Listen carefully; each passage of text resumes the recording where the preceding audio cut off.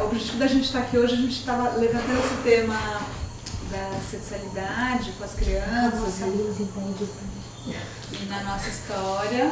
E a gente sentiu vontade de ter um momento mais de trazer de algumas correntes, enfim, linhas de estudo, de pesquisa, o que é que se entende como sendo natural, o caminho saudável do desenvolvimento infantil e da sexualidade das crianças, né?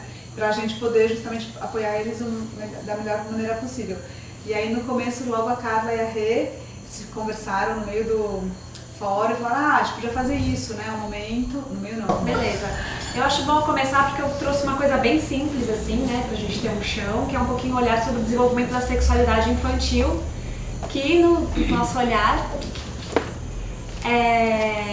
tem a ver com a relação com o prazer, né? Na psicologia isso apareceu assim com Freud, que causou super na sociedade quando falou que as crianças tinham sim sexualidade e todo mundo ficou horrorizado, mas é por causa desse entendimento da relação com o prazer, né? Então não vou entrar muito na teoria freudiana, que ela até já tá, acho que, meio obsoleta, assim, mas só passar rapidamente assim, né? Primeira infância, de 0 a 2 anos, a relação com o prazer, ela...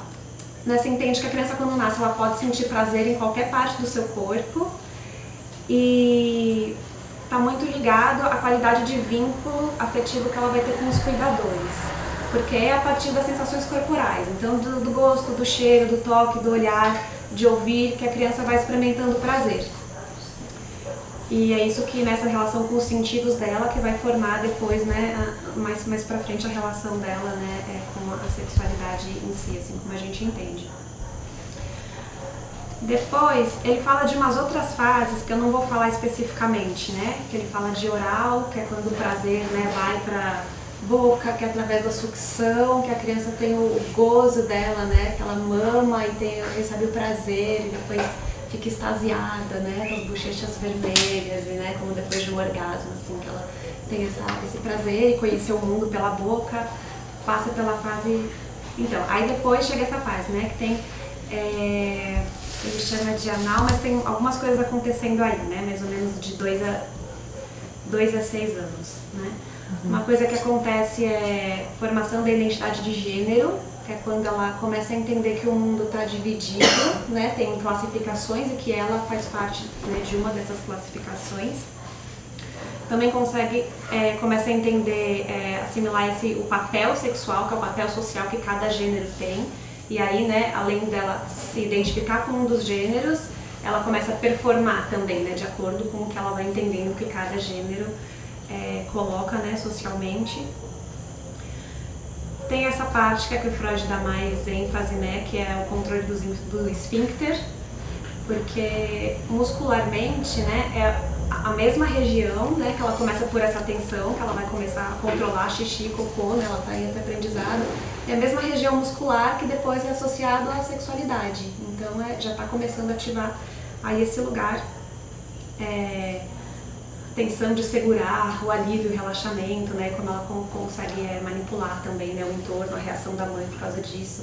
E aí todo o cuidado de você, né, não colocar uma pressão aí, né, de conduzir de uma forma, ao mesmo tempo que ela vai criar, e é o desenvolvimento dela, um autocontrole aí, né, a gente não ligar isso à punição, né, a muita pressão, a outras coisas que a gente não quer, que depois vão ficar associadas, né, vai ter o registro corporal daquela região, né, essas emoções que estão desenvolvendo aí. Também é uma fase de curiosidades e interesses sexuais, né, que eles podem vir com perguntas, que a gente, né, pode e deve responder de uma forma bem clara, bem honesta e bem objetiva.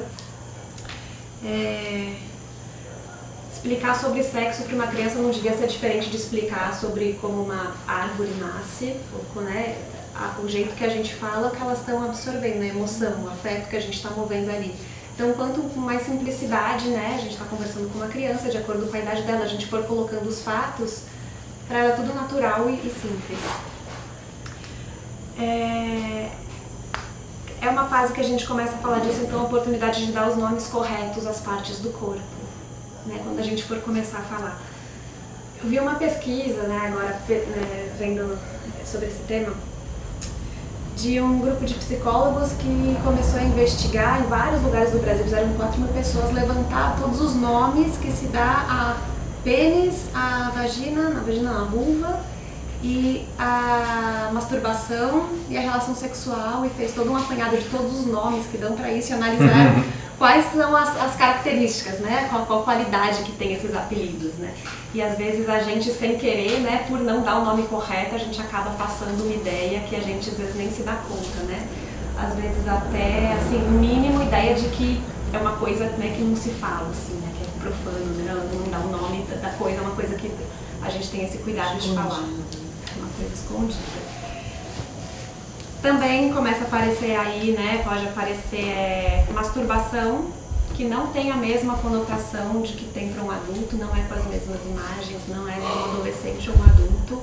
É uma exploração sensorial, né, de lugares que tem um monte de terminação nervosa e que é gostoso, e a criança às vezes descobre que é divertido tocar, né, em certos lugares. E aí é um bom momento também para a gente começar a ensinar sobre intimidade, né? Sobre diferença de público e privado, né? A gente poder construir essa habilidade desse entendimento social que está ao redor disso, né?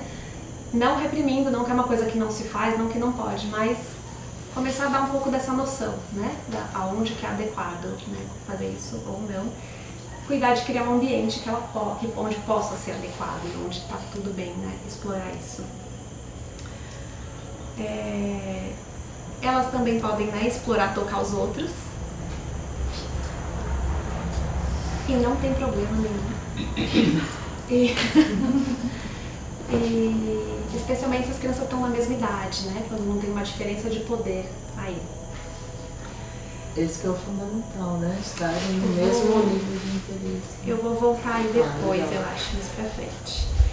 Tá? E depois tem uma outra fase aqui, né, que dá pra dividir, assim, chamar, né, de essa segunda infância, daí depois de 6 pra cima, que é a fase que a gente tá, né, de 6 a 11 anos.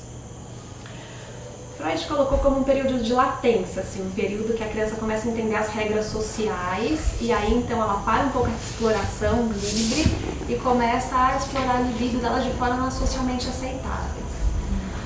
Hoje isso, 6 até 10 ou até 11, né, antes da puberdade. Pré-púbere,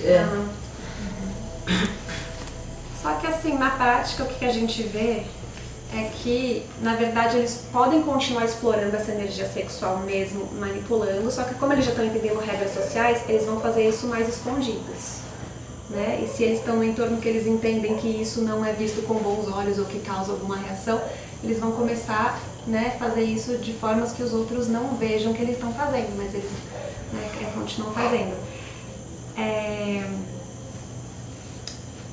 É um período que eles estão muito atentos, né, para esse tipo de informação, para tudo que eles veem sobre isso, porque eles estão elaborando para ter uma sexualidade mais madura na hora que chegar à puberdade. Então eles estão muito atentos a tudo isso, é muito importante tudo que a gente fala, o que a gente passa de valor, as nossas atitudes, eles estão percebendo muito tudo isso.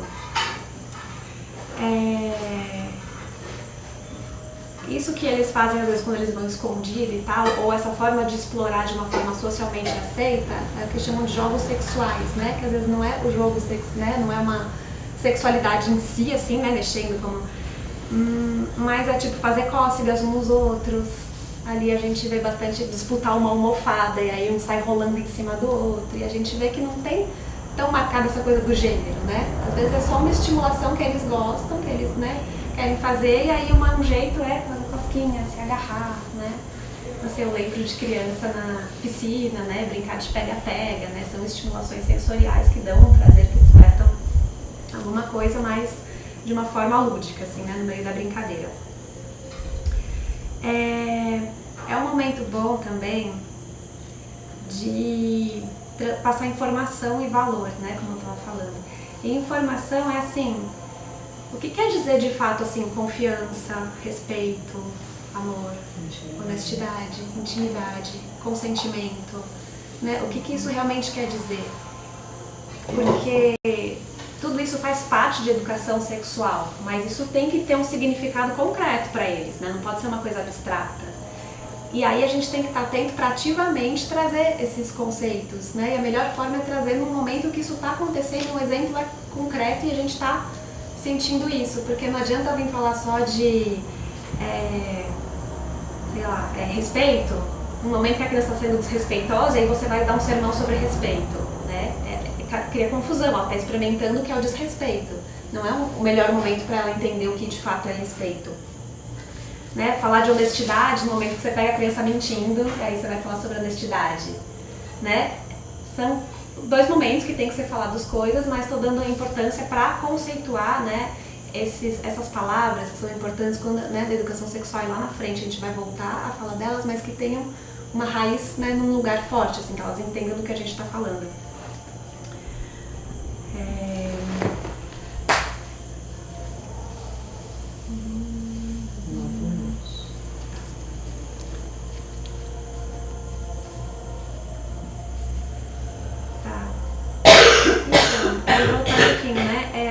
Das brincadeiras, né? Esses jogos, né, que eles fazem, os jogos sexuais, né, que a gente chama, se eles não estão atrapalhando outra atividade, é melhor que a gente não interrompa eles, porque eles fazem parte do desenvolvimento sexual das crianças, assim, é uma parte normal de desenvolvimento. O que a gente tem que estar atento é que não esteja acontecendo algum tipo de coação, tipo, nenhuma das crianças esteja numa posição que ela está sendo forçada a fazer isso. Se a criança está escolhendo livremente onde ela está fazendo e o que ela está fazendo, e quando as duas crianças que estão brincando estiverem brincando como iguais, né, quando a gente percebe que as duas têm palavra ali, que elas estão curtindo o tempo junto, não tem assim, motivo de preocupação nisso. Né? A gente tem que estar alerta quando os poderes não são iguais, tipo quando é um adulto ou uma criança muito mais velha, né, tão envolvidos, ou com uma criança estivesse impondo, né, a outra. Isso aparece assim, ou em brincadeiras sexuais ou de outra forma, né, um tipo de relação que não tá legal, né, quando você vê que uma criança está muito mandona na brincadeira e a outra está sempre nesse papel de a quem obedece, isso em qualquer situação não vai ser legal e para o desenvolvimento sexual não vai ser legal.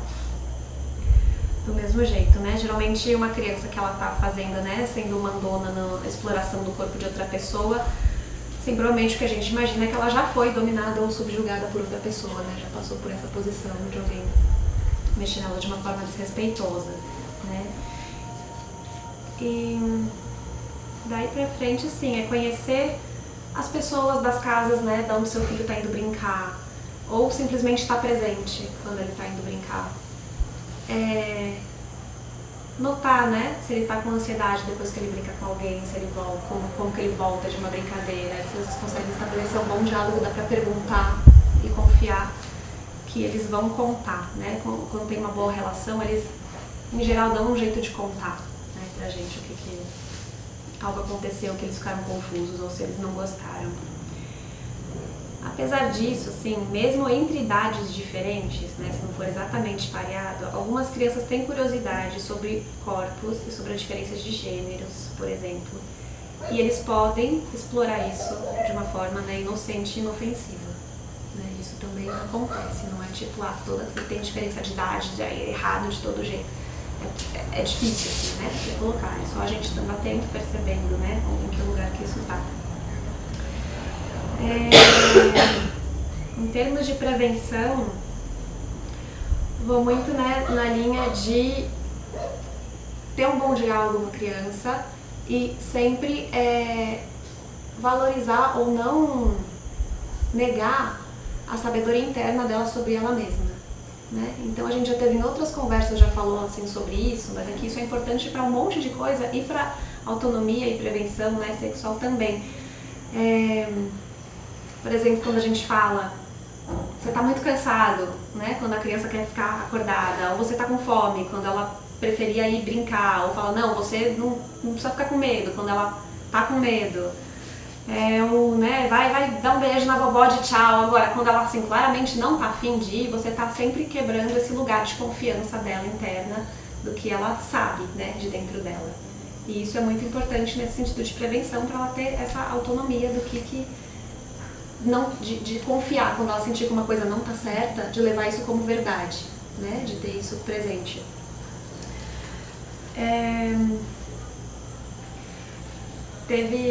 Eu lembrei assim, né, escrevendo sobre isso, de uma vez que alguém, né, o Javier era pequenininho, alguém pegou, eu ouvi uma gritaria, ele gritando assim, né, tava brincando com um tio e tal, fui olhar, alguém tava tentando pegar ele, né, pra fazer uma brincadeira, ele tava gritando, né, e já tinha soltado.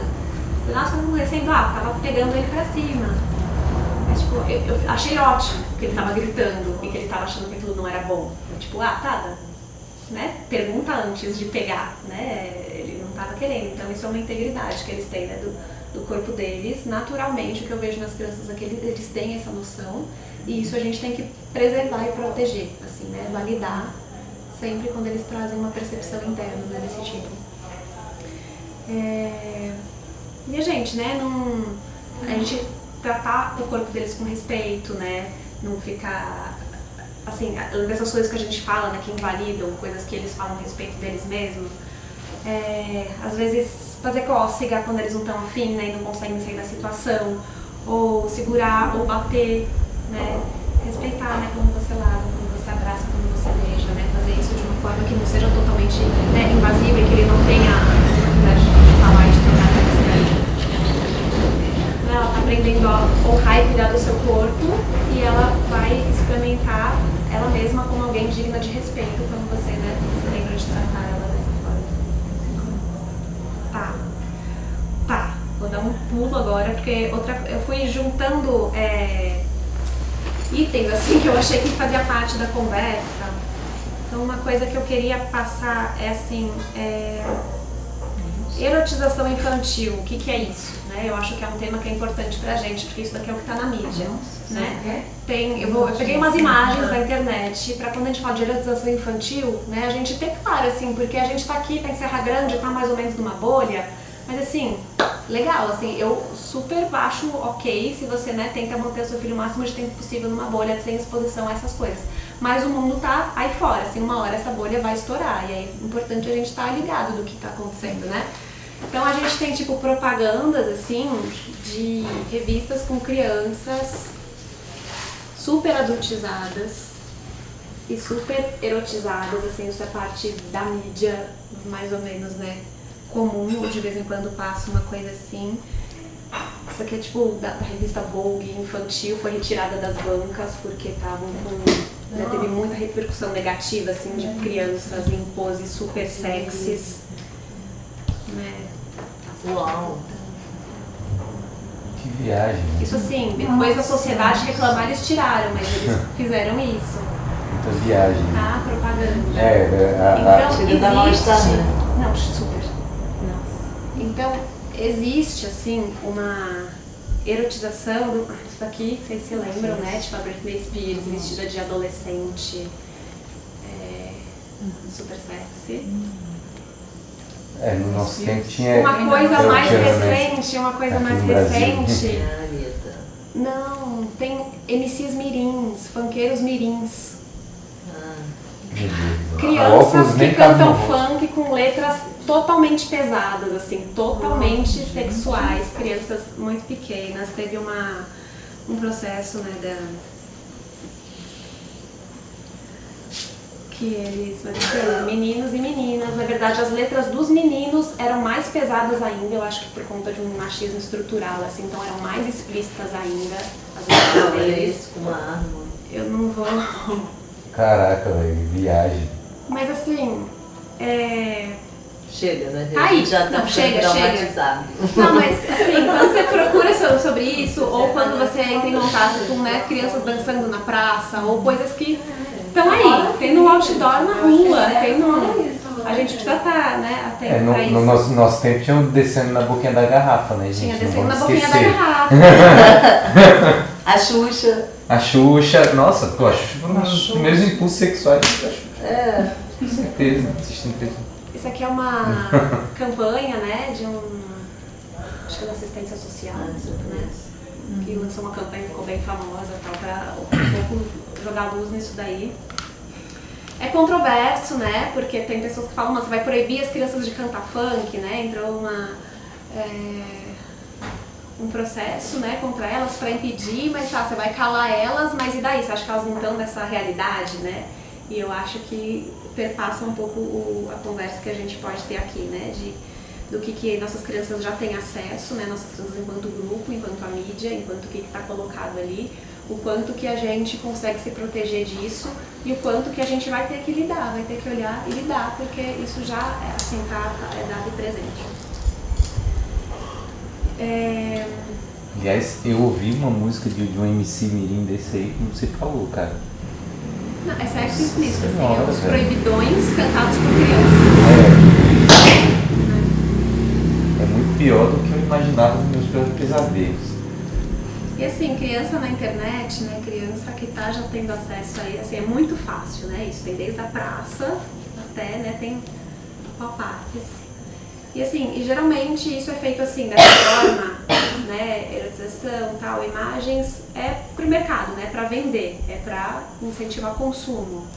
Né? Geralmente, interesses do mercado são diferentes do interesse dos pais, assim, né? Só que é o que tá aí fora bombando, então a gente tem que saber disso, né? Tem que olhar para isso, porque é isso, uma hora, mais cedo ou mais tarde, a bolha pop, e aí a gente vai precisar criar, né? Como que a gente ajuda essas crianças a criarem critérios, né? E discernimento para isso.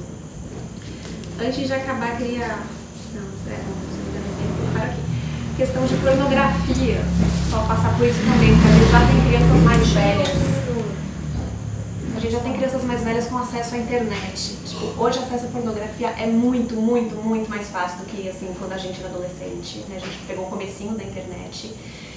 Assim, tem pesquisas falando que a maioria dos adultos, né, de quem eles conseguem, né, entrevistar hoje, teve acesso à pornografia entre 11 e 13 anos, né, pela primeira vez. Tem estudos até que mostram entre 8 e 9 anos, primeira vez que teve acesso à pornografia. Pornografia hoje em dia não é playboy, mulher pelada, assim, é bizarrices, é coisas horríveis e muito degradantes, assim, coisas que estão muito longe da realidade do que é o sexo. E estudos também, isso tem mais nos Estados Unidos, né, não achei nenhum daqui, mas os adolescentes entendem pornografia como educação sexual. Eles buscam uma pornografia para entender como é que é e como é que tem que fazer. E aí depois eles vão se relacionar sexualmente performando o que eles viram. E assim, e são realmente bizarrices, assim, não é nada do que a gente chama de sexo, né, do que a gente conhece como realidade. Né, não vou entrar em detalhes do que aparece, mas imagina. Não tem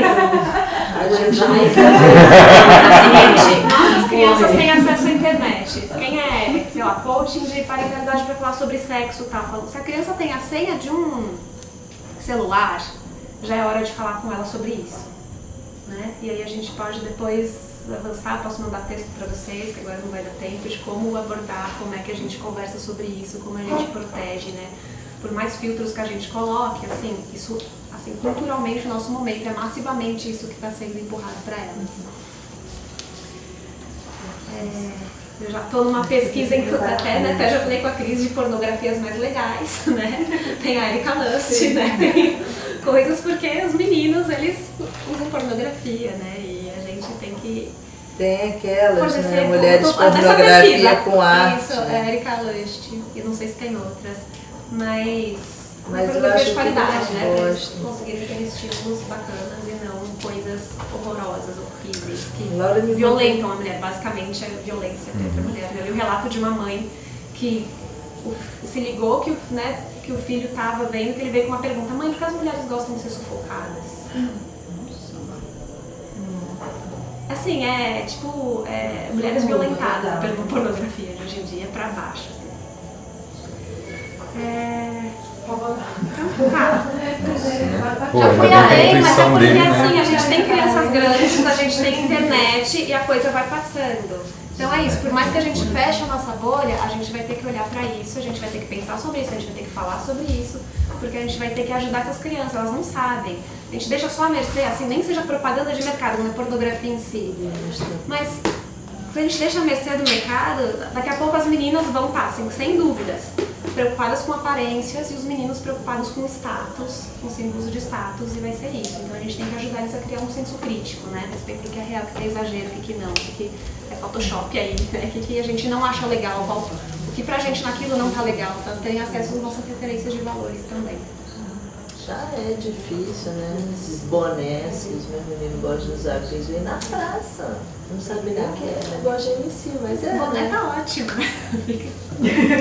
Pois é, mas já me incomoda, né? Muito louco. Mas é isso. Depois, não sei, a gente pode conversar mais.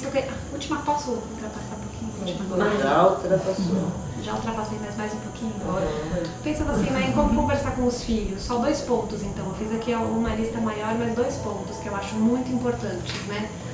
Como lidar com a sexualidade dos filhos. Um é proteger o espaço de exploração deles, livre, natural, inocente, que eles possam viver isso, que eles possam, né, se uma criança descobrir masturbação, que ela possa se masturbar num ambiente protegido, né, que tenham pessoas que se confiam, que ninguém vai achar ruim, ninguém vai lançar um olhar ou um campo de vibe de que aquilo é errado, né?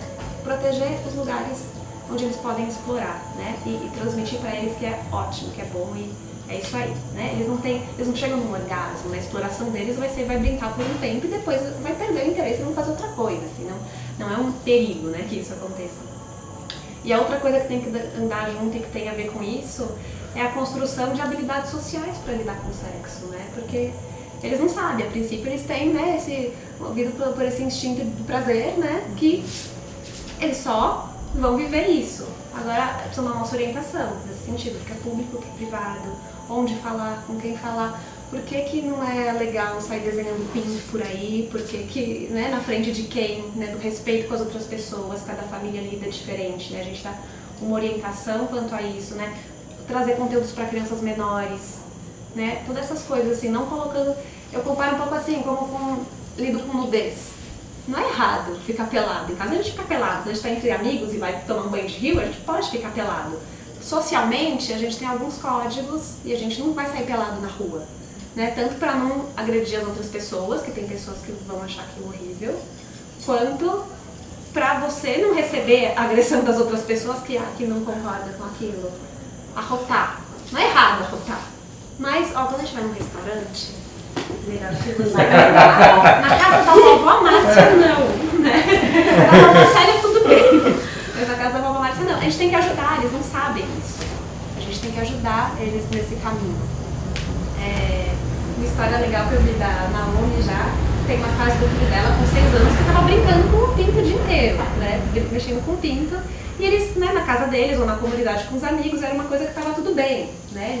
Ele estava protegido ali e ele estava nessa fase. E um dia eles foram sair para um teatro em outra cidade, com 6 anos, né? Uma criança pequena. Foram no teatro na cidade mesmo. E aí ela falou para ele, olha, quando a gente estiver, né, no transporte ou lá na cidade, é melhor você não brincar com o seu pinto, porque isso é uma coisa íntima.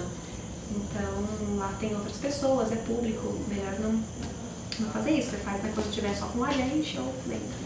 E aí eles foram, né, foram lá, foram no teatro, depois foram pra casa de uns amigos. Ela nem lembrou mais desse assunto, porque não teve problema nenhum. Quando tava lá na casa de uns amigos, depois ele perguntou, agora eu já posso brincar com meu pinto? Então eles entendem. A gente precisa dar uns toques, né, quando lida com isso, para eles não receberem da sociedade. Né? Isso sim, eu acho que pode ser repressor e inibidor de um desenvolvimento saudável da sexualidade. Pronto. Você fez um texto sobre tudo isso? Você pode me compartilhar? Tem só pontos. Eu fiquei curiosa sobre essas dicas de como conversar. Eu posso te Todos passar esses até desafios. uns sites, selecionar uns textos, biografias. Tem uns canais legais. Tem. Tem vários. Eu encontro mais coisa em inglês, eu não sei em português muito. Que lindo.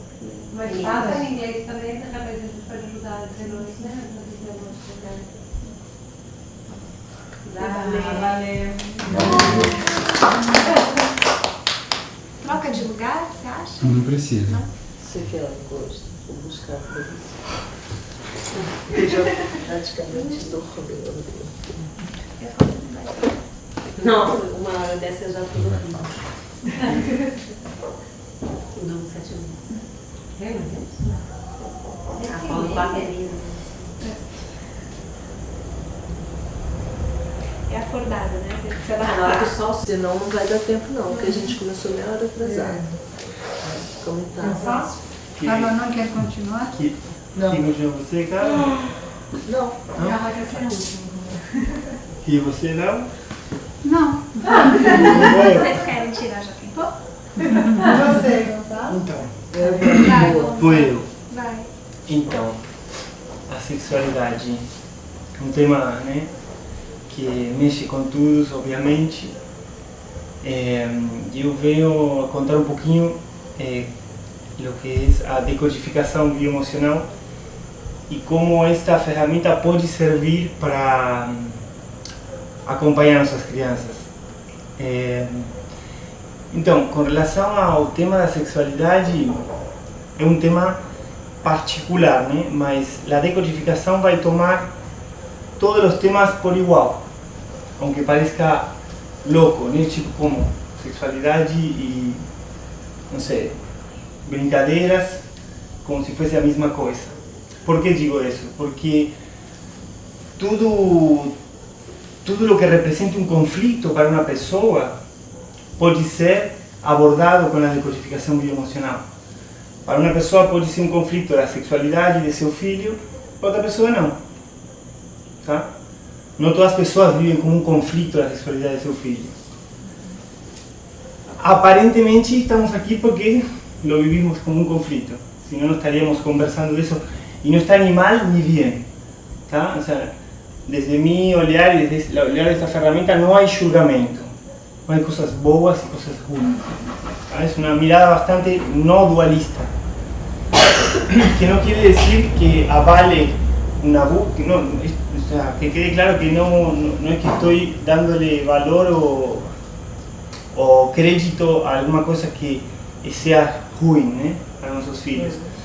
Pero yo voy a abordar esto, por ejemplo, si una persona ven con voy a hablar como si tuviéramos una consulta. Si una persona viene a mi consulta preocupada por la sexualidad de su hijo, eu vou ver que idade tem o filho dele. Se o filho dessa pessoa está por baixo dos 7 anos, ou 7 anos, eu vou trabalhar com a mãe, não vou trabalhar com o filho. Né? Tengo poquito tiempo, entonces voy a intentar contarles un poco porque es bastante amplio, mas lo que quiero dejar claro es todo lo que están viviendo nuestros hijos es noso. Y cuando digo eso, porque todos escutamos falar disso, né? Como uma coisa meia que todo mundo fala assim, mas é realmente nosso. Não é que é só de falar assim, é nosso, mas depois ficamos tentando mudar eles, em vez de mudar nós. A decodificação tem uma mirada convergente, que é todo o que está em meu universo sou eu. ¿Tá? Todo. Y cuando digo todo, es todo. No es esto que me gusta es parte de mi universo, esto que no me gusta, no es parte de mi universo. No. Lo bonito y lo no bonito es parte de mi universo, es parte de mí. ¿Y cómo es que es parte de mí? Es parte de mi inconsciente. Carl Gustav Jung, todo el mundo conoce, él determinó cómo funciona el inconsciente y está comprobado incluso por la ciencia hoy que todo lo que vemos frente a nós, todo lo que estamos, cuando estamos interactuando, es información que viene de nuestro inconsciente. Absolutamente todo. Entonces, la abordaje de la decodificación ante un problema de sexualidad, un conflicto de sexualidad en un niño, por ejemplo, vamos a dar un ejemplo, una mãe que está viendo que seu filho, está achando que seu filho está siendo abusado en la escuela por otra crianza mayor.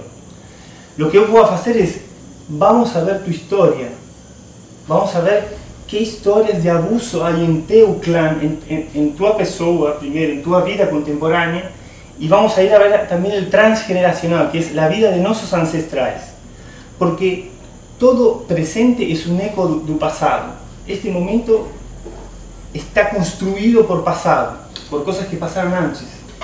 Entonces, caer en el julgamento de que una crianza está abusando a otra ya es una distorsión. Ya me estoy afastando de la solución, sino que estoy complicando más ainda las cosas. Desde mi visión, o mejor para hacer es parar a bola y ver, ok, esa crianza tiene 6 años, entonces lo que vamos a hacer es preguntar a la mãe, bien, vamos a ver desde cuándo você achó que su filho está siendo abusado, desde tal momento. Entonces vamos a empezar a estudiar momentos para atrás de la vida de esa persona que haya recibido situaciones de abuso, ¿tá? Porque no puede ter enfrente de ella una situación de abuso sin ella haber experimentado abuso. Tiene que haber esos componentes, tienen que estar en la persona, ¿tá? Y todos nosotros hoy estamos aquí porque de alguna forma tuvimos ese tipo de conflictos, si no, no estaríamos hablando de eso aquí. Estamos hablando aquí de eso porque todos tuvimos de alguna manera conflictos relacionados a la sexualidad y el abuso. De alguna manera, porque es muy amplio también, como uno puede ser abusado, tanto sexualmente como emocionalmente, como a través de violencia y tal. Mas é isso. Para mí es bien importante abordar la sexualidad de nuestros hijos viendo cómo fue nuestra sexualidad, aonde están nuestros eventos traumáticos, porque hasta que no veamos esos eventos traumáticos, nuestros hijos van a seguir manifestando, porque ellos ven especialmente, y cada uno de nosotros vinimos especialmente en la Tierra para solucionar conflictos. Freud fala, ¿no? Jung dice que la esencia de la vida es el conflicto. No estamos aquí para pasarla bien, pero también estamos aquí básicamente para venir a mejorar esta experiencia, ¿no? Y creo que la única manera de mejorar que nuestros hijos sean más saludables a la hora de tener sexo o de conocerse un cuerpo y tal, es primero viendo si nós ainda conocemos nuestro cuerpo, ¿no? Si ainda consigo disfrutar de la sexualidad, porque quizás más de uno aquí ainda no consigue, tá? Então, e me toco a nariz, né? Então, eu acho que é bem importante, esse é meu olhar, trabalharmos como pais antes de empezar a mirar hacia eles, porque aí estamos limitando su experiencia a través de nuestros propios padrones traumáticos. Entonces vamos a empezar a meterle una serie de paredes y de cosas que lo van a llevar inevitablemente a eso que a gente não quer, porque inconscientemente quedó guardado que eso es bom, porque el inconsciente no es atemporal, ¿no? El inconsciente no vive en el tiempo unidimensional, sino que el inconsciente es lo que está pasando ahora y lo que pasó hace 10.000 años atrás está en el mismo punto de accesibilidad, es un mismo tiempo. Para el inconsciente no hay julgamentos, el inconsciente es inocente, él acredita todo, él no julga, es como una crianza. Y el inconsciente real y virtual es lo mismo. Entonces, todo lo que nosotros tenemos guardado como información, el inconsciente lo que hace es preservar la vida biológica, ¿eh? El inconsciente lo que quiere es que se repitan las cosas que dieron por resultado vida biológica, ¿tá? Si una mujer tuvo 6 hijos y durante cada gravidez recibió violencia, esas crianzas van a tener como material de criación de su propia realidad, porque aquí no hablamos de un observador, sino que cada uno de nosotros somos creadores de nuestra realidad, pero a través del inconsciente. Por eso es que nos encontramos con cosas que decimos, no sé, ¿qué hizo aquí? Eso no tiene nada que ver conmigo. Sí, tem tudo que ver com você. Tudo. Só que não gosta, né? Aí a gente empieza a varrer embaixo do tapete e tem uma hora que o tapete já não dá mais, né? Eu acho muito importante tudo o que você falou. Por exemplo, com o que estou falando, não quero que quede claro que tudo é importante. Tanto falar com nossos filhos, mas ao mesmo tempo trabalhar para tirar nuestros miedos y nuestros traumas, porque si no vamos a pasar eso para ellos y lo más complicado va a ser que vamos a creer que es lo mejor. Y después cuando venga el episodio que inevitablemente va a llegar, si yo no soluciono lo que tengo que solucionar dentro de mí, va a falar, nossa, como si yo expliqué para ella que era la sexualidad, ¿eh? Entonces, mi sugestión es, de la manera que cada uno encuentre, sé trabajar a sí mismo todos los bloqueos y traumas relacionados a la sexualidad. Esa es la mejor manera que yo acho que podemos ayudar a nuestros hijos. Claro que vamos a acompañarlos a ellos a cada instante, cuidándolos, tomándonos sus valores, sí, mas también trabajándonos a nosotros mismos, porque si no vamos a cometer los mismos errores. Hoy tenemos el presidente que tenemos aquí en Brasil porque no conseguimos olhar dentro de nós ainda. Então, criamos a um líder que nos espelha tudo isso, né? Então, essa é minha visão e é bem importante entender que somos criadores e somos criadores desde nosso inconsciente. Então, se não trabalhamos nosso inconsciente de alguma maneira, inevitavelmente vamos a repetir padrões que quedaron guardados, y esto es importantísimo. Todo lo que dio por resultado positivo es guardado como necesario para la vida, ¿tá? Todas las emociones, hay una parte que se llama proyecto y sentido, que trabajamos en decodificación bioemocional, que es desde los 9 meses antes de la concepción hasta los 3 años de edad, hasta Sechi también. En ese periodo, a crianza que está previa a ser gestada, porque estamos hablando de 9 meses antes de la concepción, cuando es energía, 9 meses antes de la concepción está en el plano mental y emocional de papá y mamá. Él está recibiendo todo lo que papá y mamá están viviendo. Situación política, brigas, no brigas, conflictos con los pais, conflictos con los jefes de trabajo, todo emocional y mental, conflictos sexuales. Todo el emocional y mental de papá y mamá está siendo recibido como información vital para esa crianza. Antes de llegar a útero materno, ¿tá? 9 meses antes. En un momento que entra, se hace la concepción, de hecho está comprobado esto que estoy hablando, y muchas más antes de ficar grávidas ya saben que van a ser más. No todas, mas muchas más consiguen tener esa conexión. Sonha e tal. Muitos Sonhos. Tem livro só sobre sonhos. Exactamente, hay Antes da muchas concepción. formas de conexión con eso. Entonces, en ese periodo, la crianza toma todo eso de los planos energéticos, pero cuando está en la barriga de mamá y que ya está reproduciéndose celularmente, está se multiplicando las células están aprendiendo todo lo que mamá vive. Si mamá está viviendo abuso, que puede ser sexual o puede ser abuso do chefe do trabalho, né? Que puede ser otro tipo de abuso, para esa crianza, esa emoción de abuso queda guardada en las células y queda guardada como positivo, ¿tá? Queda guardada como que va a necesitar de abuso para vivir, va a necesitar abuso para poder sentirse segura, porque es lo que sintió en un útero materno. Todo lo que sintió en ese momento, ella va a necesitar encontrarse con eso después, ¿tá? Entonces, cuando vemos un conflicto entre crianzas relacionado a lo sexual, lo que yo recomiendo, lo primero que uno tiene que hacer es, a ver, ¿qué de todo esto hay en mí?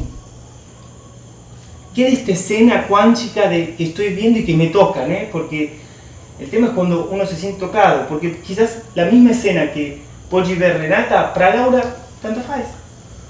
O para Carla, tanto faz. Y seguramente aquí hay divergencias en lo que es un buen trato o un mal trato, ¿no?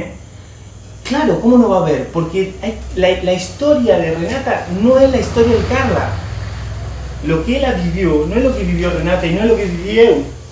Entonces, juzgar a un acontecimiento desde un punto de vista ya es distorsionado, ¿tá? Porque no sabemos qué vivió el pai de esa crianza. Vamos a ver qué vivió el pai, porque no podemos trabajar en la crianza. No allanta explicar para una crianza cosas. Allanta, sí, está bien, vamos a acompañarlos, pero tiene que haber un trabajo en los pais. Es clave para que mudemos como sociedad. Así de importante es esto, ¿no? Y eso es lo que yo gustaría de convidar. Incluso había hablado con Marina y con usted también, creo, o no sé si con usted. Eu gostaria de fazer grupos, se que sinta vontade, de nos juntar a trabalharmos mutuamente, né? Trabalharmos desde esta mirada, desde a mirada de que tudo é inconsciente, né? De que realmente desde o consciente lo único que podemos fazer é intentar proteger, né? pero esa protección, si no está sana, es una protección distorsionada. ¿Entendeu? Entonces voy a estar protegiendo, mas al fin das contas não. Por eso es importante ver cada uno de nós trabalhar-se pessoalmente para poder interactuar com as crianças de um lugar mais verdadeiro e não tão de passar-lhe o mesmo que você viveu, né? Como que inconscientemente vai repetindo. Já tem nos 15? Tem mais 5. Tem mais 5? Tá. Tô avisando. Só para fechar esses 5 minutos.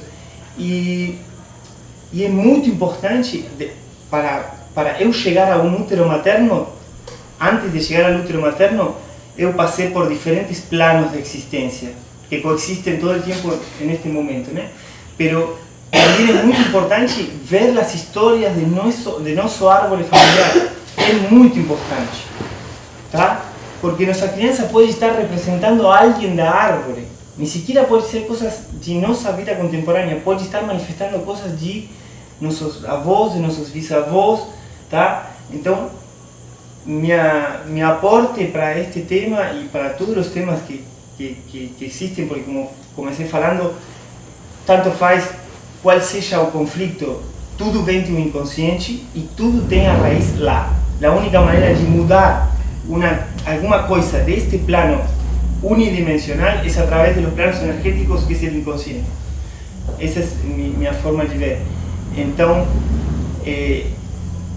como que uma vez que a gente trabalha em todos esses planos, as coisas cambiam rapidamente e boto fé disso porque experimentei, lo experimento e é isso. Esse é meu aporte, né? É um pouco trazer essa mirada da decodificação, que é uma mirada convergente, que em vez de olhar para fora, olha primeiro para dentro. E bom, o convite é esse, que se há pessoas interessadas, eu estou formando um grupo às sextas-feiras para falar destes temas em mais profundidade. Esta sexta-feira vai ter a árvore genealógica, a gente vai montar a árvore genealógica. Se quem quiser está convidado, é R$20 o encontro, dura 4 horas. A gente vai aprender a montar a árvore genealógica e entender um pouquinho mais como é que isso me influencia a mim e, por lo tanto, a meus filhos. Tá?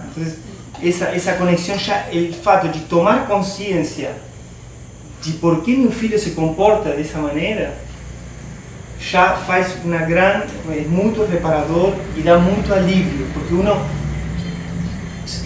sou pai agora, há pouco tempo, e é desesperador, e ainda é pequeno o meu, ainda né? Mas lo veo Manu, lo veo Elisa, e desesperador quando você vê que seu filho está fazendo algo que você acha ruim, ou que não gosta, ou que acha que não vai ser bom e tal.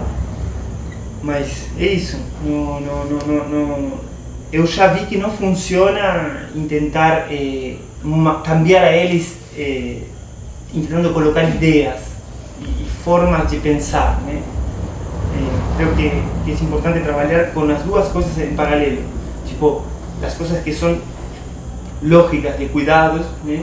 Eu concordo com que tem que ser acompanhado permanentemente e cuidados de lo que eu acho bom e ruim, porque isso é o que tenho e está bem usá-lo, mas checar a ver se está sendo uma informação boa através de lo que eu vivi e lo que viveram meus ancestros.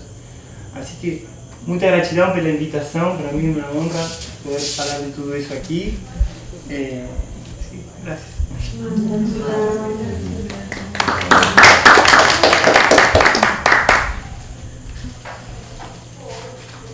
Eu só fiquei com a curiosidade de perguntar, não sei Sim. se, antes de terminar, já que tem um minutinho, você pensou em fazer um grupo, só se quiser falar um pouquinho, você pensou em fazer um grupo específico do Baobá. Bien, la propuesta en un principio fue esa y ainda sigue. Yo estaba pensando en escribirla y ponerla un poco más ordenada, pero sí, la propuesta puede ser un grupo. Yo estoy con vontade de armar varios grupos. Ya tengo uno montado que está comenzándolo todo en Casa das Primaveras, todas las sextas-feiras. Quizás mude o dia, porque hay personas que me falaron que la sexta no estaba bien. Mas si o Baobá tem vontade de hacer círculos trabajando con la decodificación y otras ferramentas, mas trabalhando no inconsciente pontualmente, eu estou super à disposição, fico feliz porque me encanta, assim que estoy disponible si o grupo siente vontade de fazer uno cada 15 dias, uno por mês, para chequear e já estava falando isso, se a gente montar a árvore, até se pode analisar o projeto, porque cada coisa é uma entidade, cada coisa é um ser, até se pode analisar o baobá como ser, né? A gente pode decodificar o baobá, né? E ver que é o que traz, né? Qual é o projeto e sentido do baobá, como nasceu, como foi gestado, em que pensavam as pessoas quando, que passavam, que coisas passavam, e vão a ver que quando empiecem a analisar o projeto e sentido do baobá, vão dizer, ah, claro, por isso acontece isso, ah, claro, por isso acontece isso aqui, porque quedou totalmente impregnado das emoções de los que criaram o baobá. Eu estive em alguma das primeiras reuniões, me lembro daquele acidente que eu estive lá, então, tudo está programado desde o inconsciente. Este momento está sendo guardado por el inconsciente. O inconsciente guarda tudo e depois repete o que foi bom, né? Aqui não morreu ninguém sofreu, se pode repetir. Tá? Agora, se aqui não há morte, né? Se aqui explodir, não sei que coisa, aqui, o inconsciente vai tentar de evitar un tipo de reunión como esta. Me va a afastar de eso, pero bueno, no voy a entrar en detalles porque puedo hablar mucho de esto, hay mucho para hablar de esto, muito mismo. Eu también estoy en mi propia pesquisa, no es que soy un mestre, mas ya tengo unos años caminando con eso y siento que es una herramienta realmente muy beneficiosa para grupos y para cuestiones de conflictos, ¿no? Porque, como decía antes, venimos aquí a resolver conflictos, ¿no? Venimos aquí a mejorar esta experiencia. Grato. Una pregunta, Mario. Bom, eu também poderia falar muitas horas sobre esse assunto. E estamos aqui para tentar compreender o que é natural e normal e o que não é natural e normal no desenvolvimento sexual de uma criança. Quando fiquei em casa me conectando com esse encontro e vendo o que falar, o que veio muito claro e se repetiu o tempo todo, foi essa dificuldade nossa mesmo de entender o que é um abuso e o que não é um abuso. Até onde uma troca entre duas crianças é algo natural e de onde ela vira algo distorcido. E eu me lembro muito bem de uma leitura de aura que eu fiz com uma menina de 19 anos, que chegou para fazer a leitura porque estava sofrendo de claustrofobia e tinha que viajar de avião e estava apavorada de subir no avião. E entramos na leitura e logo, sem eu saber absolutamente nada dela, apareceram muito claras cenas de abuso sexual. E eu contei o que estava vendo e perguntei ela se tem conhecimento, que faz algum sentido. Ela falou que se recentemente ela descobriu no trabalho com uma psicóloga, que ela se lembrou, descobriu, trouxe isso para a consciência, que ela tinha sido abusada por anos pelo próprio pai e pelos vários tios. E ela não vivia com a mãe. E algo que foi chocante para mim nessa leitura é o fato que ela enxergava isso como algo normal. Para ela não era, sim, eles chegavam lá em casa, meu pai deixava eles entrar no meu quarto, sim, mas tudo bem, né? Acontece com todo mundo, todas as minhas primas passaram por isso, as minhas vizinhas. E é assim que é, né? E o que a leitura falou muito claro para ela é que ela precisa passar por uma experiência numa cultura diferente, onde ela enxergar com clareza o fato que o abuso sexual não é algo normal, não é algo natural. O pai tocando sexualmente a filha não é algo normal, isso faz parte da normalidade, da naturalidade. E a partir desse assunto do que é e o que não é normal e é natural e o que pode ser um sinal de abuso, eu fiquei pesquisando na internet e cheguei também a conversar com uma mulher que é conselheira parental em problemas de sexualidade com crianças. Ela está fazendo uma série de entrevistas sobre sexualidade de crianças com vários especialistas. E eu estou dentro desse grupo por ela está mandando as entrevistas. Eu cheguei a perguntar ela diretamente se ela tem material sobre ou entrevista sobre desenvolvimento sexual infantil e de onde pode ser um sinal de abuso. Ela me mandou esse tabel mesmo feito pelas Associação de Psicólogos, sei lá, dos Estados Unidos, que fala assim, eu vou ler e traduzir o que está aqui. O que é normal para qualquer criança? Se tocar, descobrir o próprio prazer nos próprios genitais, inclusive quando essa criança está se sentindo assustada ou ansiosa, chegar aqui para aliviar. Isso é normal.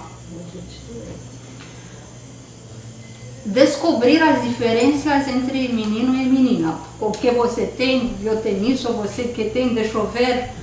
Por exemplo, agora, recentemente, eu tomando banho com o Munai, que tem 2 anos e 5 meses, de repente ele enfiou a mão entre as minhas pernas. E eu, o que está fazendo, meu amor? Você não tem, mamãe não tem bolas? Ah, não, mamãe não tem bolas, só papai e Sasha tem bolas, mamãe não tem bolas. De lá para cá, o tempo todo. E mamãe tem bolas não. E a Yana e Sasha tem bolas, quero ver. E papai tem bolas, quero ver. E Munai, toca, olha, as bolas do Munai. Isso tudo é normal. E a gente acolhe, sim, fala, explica e tá tudo. E a mesma coisa aconteceu com Sasha quando era pequeno. Tudo era muito à vista, né? Muito, sem esconder absolutamente nada. Querer tocar os genitais, os seios e os corpos das pessoas da família é algo absolutamente natural. Eles querem dar beijos, tocar, lamber, Munai está me lambendo o tempo todo. É natural. E faz parte desse período oral, né? Estou deixando ele fazer e está tudo bem para todo mundo. Querendo ver uma pessoa adulta pelada. É natural. Querendo ver uma pessoa adulta ou um irmão, uma irmã fazendo cocô e fazendo xixi, olhando para onde sai, como sai, e imitar a mesma posição, absolutamente natural. Fazer perguntas sobre como se fazem as crianças, sobre genitais, seios, tudo isso é normal. Ter ereções, gostar de ficar pelado, mostrar os próprios genitais para outras pessoas,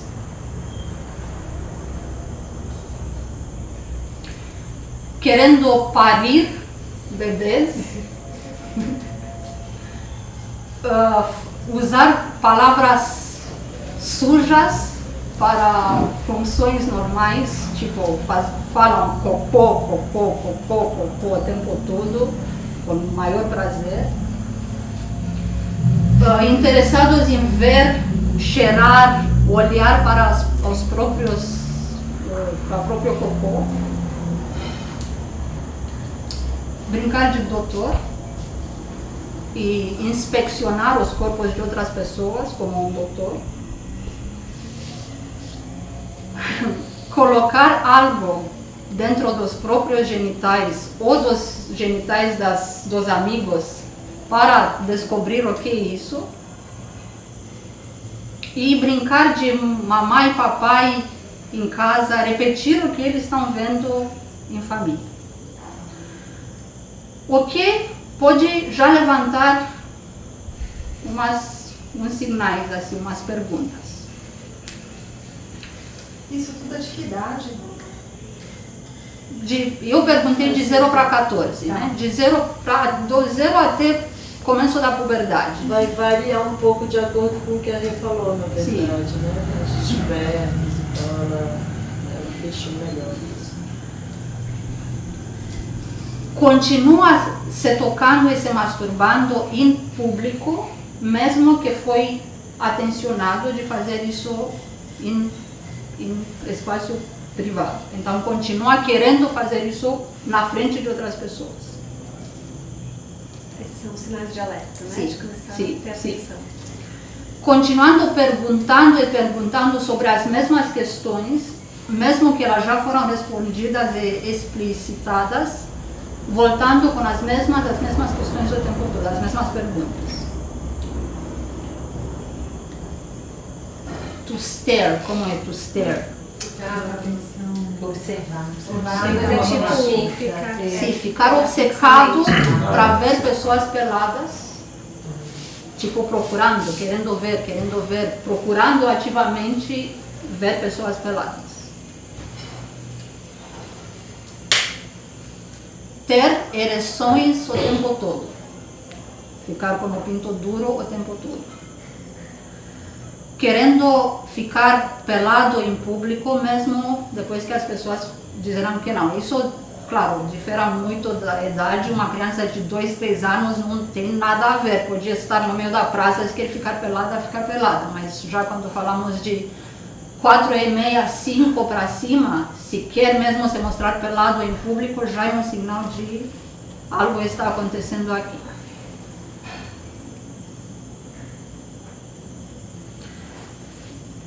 Um menino continua querendo brincar de parir bebês, mesmo depois de vários dias e semanas brincando disso.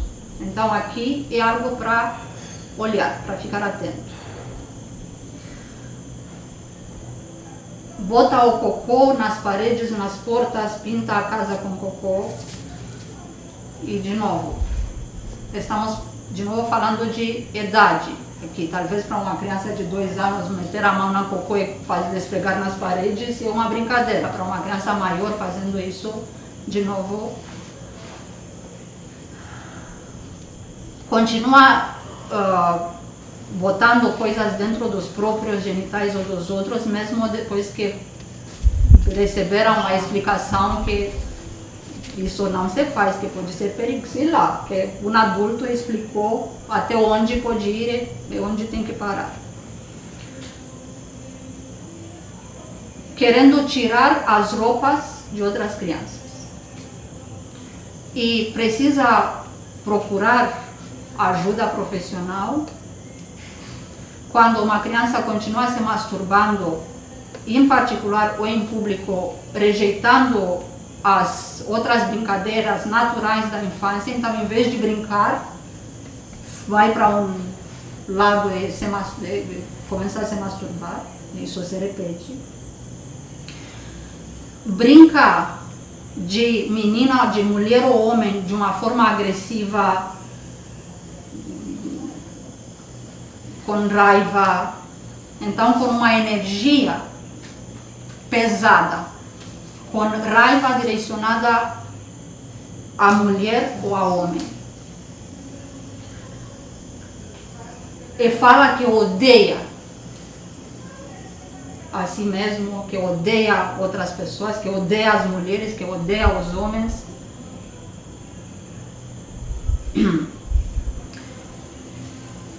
Está querendo tocar um adulto escondido. Está procurando tocar adultos escondidos ou está pedindo a ser tocado por um adulto. Me toca aqui, me toca ali. Tem conhecimento sexual muito grande para a idade que tem. isso é um sinal de procurar ajuda. Tem ereções doloridas.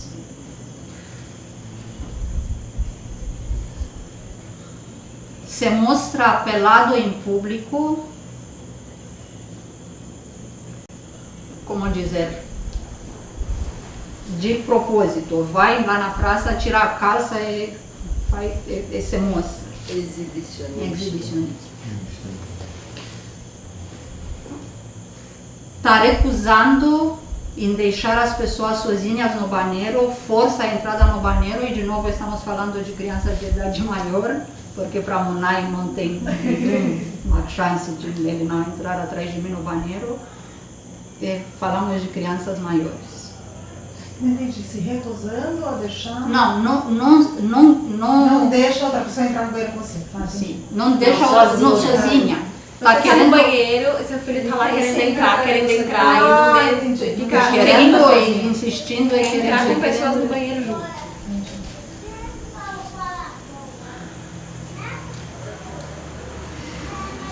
Mostra medo ou raiva em relação a parir bebês, encontros entre homem e mulher, qualquer questão relacionada à aproximação entre dois adultos mostra medo e raiva.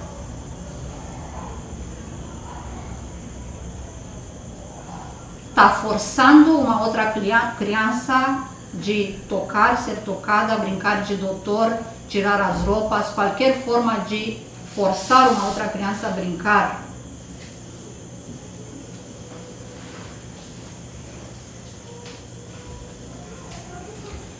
Esfregando o corpo, o próprio corpo, esfregando o próprio corpo com o corpo de outra criança, simulando contato sexual com uma outra pessoa, pedindo sexo oral, pedindo que seja beijado aqui, ou forçando uma outra criança a deixar, a colocar a boca nos genitais. Desculpa, a Carla falou do horário que já tem mais 5 minutos. Não sei se ela tem. Eu estou olhando aqui, no meu tem 15 exatamente agora. Tem mais 5 minutos lá.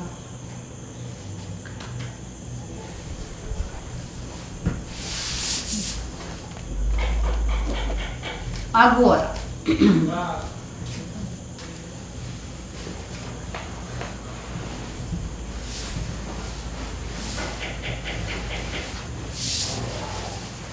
eu concordo plenamente pela toda a minha experiência de trabalho com a cura da criança interior, de trabalho com a cura do útero. Concordo plenamente com absolutamente tudo que o Gonzalo trouxe. Então, se descobrimos ou suspeitamos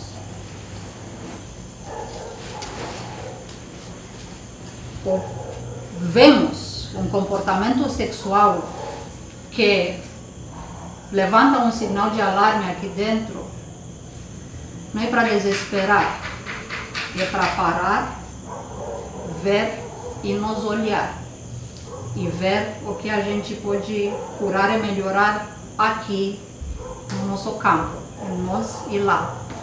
Porque eu não vou ter como proteger os meus filhos de ver pornografia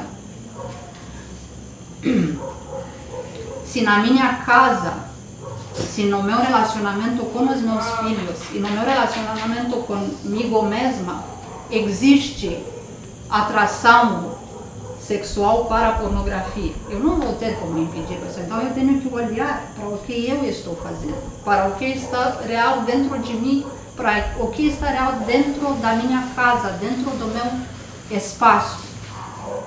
Falamos muito no último fórum sobre a preservação da inocência. e senti em vários momentos que essa preservação da inocência pode ser interpretada como interdição ou como não me vem a palavra, né? Repressão, como repressão. E é bem o oposto disso. A inocência, a preservação da inocência significa, inclusive, por exemplo, como quando a nossa criança nos faz uma pergunta, de responder com honestidade, de não tirar onda dela, de não colocar ela para baixo porque ela não sabe ou porque a pergunta dela foi um pouquinho boba, de responder com honestidade e com respeito. Isso parece isso, mas na preservação da inocência da criança é gigante. Responder com honestidade, responder com respeito, responder falando com uma pessoa que é um ser que precisamos respeitar, não é qualquer uma aqui que não importa. E, de novo, se olhamos e nós mesmos e no nosso entorno vemos que estamos fazendo muito isso com as nossas crianças, desprezando eles. Isso tira eles da inocência. Que tirar uma criança da inocência é repetidamente machucar ela, querendo ou não querendo, consciente ou inconscientemente, mas machucando ela, essa criança fecha o coração. Quando o coração fecha numa criança, a energia dela vai para a cabeça. E quando vai para a cabeça, começa a criar monstros até uma certa idade. Então, temos que estar atentos se o coração dos nossos filhos está fechado. Eles vão mostrar isso no olhar, vão mostrar isso no comportamento, vão mostrar isso na tristeza, na dor, no comportamento e na agressividade com outras crianças, com eles mesmos, com os pais, com os irmãos. Se o coração está fechado, a gente tem que parar e nos perguntar o que fizemos. Como machucamos essa criança? O que nós fizemos? Como nos falamos? De que jeito desrespeitamos a inocência dessa criança? E daqui começa tudo. Vou fechar em 2 minutos. E daqui começa tudo. Dessa presença, dessa consciência do jeito com o qual nós estamos tratando os nossos próprios filhos.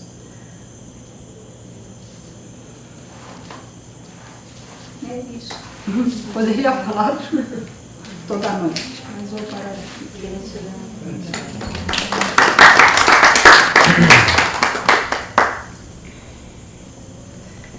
Pois é, adorei falar por último. Estava achando que ia ser uma das primeiras, mas estava tão cansada hoje.